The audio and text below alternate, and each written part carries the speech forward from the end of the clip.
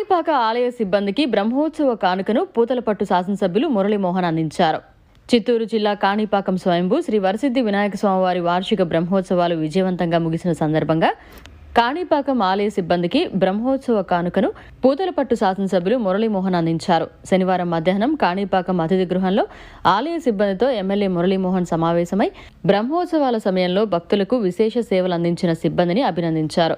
అనంతరం ఆలయ సాంప్రదాయం ప్రకారం ప్రతి ఏడాదిలాగానే 550 కాణిపాక దేవస్థాన సిబ్బందికి ప్రత్యేక కానుకగా బియ్యం బస్తాలను పంపిణీ చేశారు.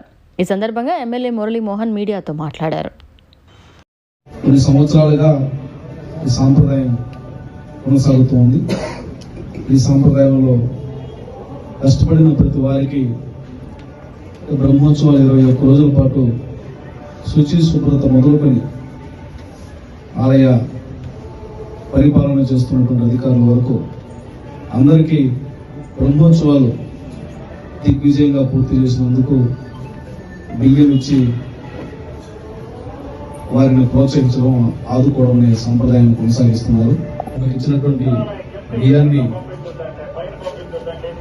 అంత అవసరం లేదు, సాంప్రదాయంగా కాబట్టి ప్రసాదంగా మేము స్వీకరిస్తున్నప్పుడు తీసుకొని 100 కేజీలు పైగా తిరిగి దేవస్థానం ద్వారా ఉత్తర్వులు చెప్పి సూచించున్నారు.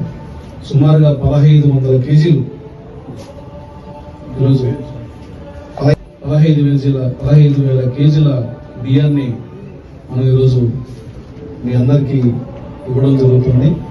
ఈ బియ్యం తాత్కాలికంగా మాత్రమే మీ కడుపు నింపినా ఇది దేవుడు ప్రసాదంగా మీరందరూ కూడా భావించాలి.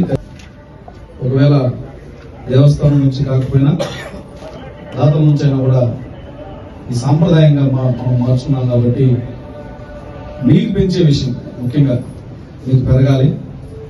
మీకు పెంచే విషయం మీద కూడా ఆలోచన చేసి తమ నిర్ణయం వచ్చే బ్రహ్మోత్సవాలు మంచి జరుగుతుందని ఆశతో.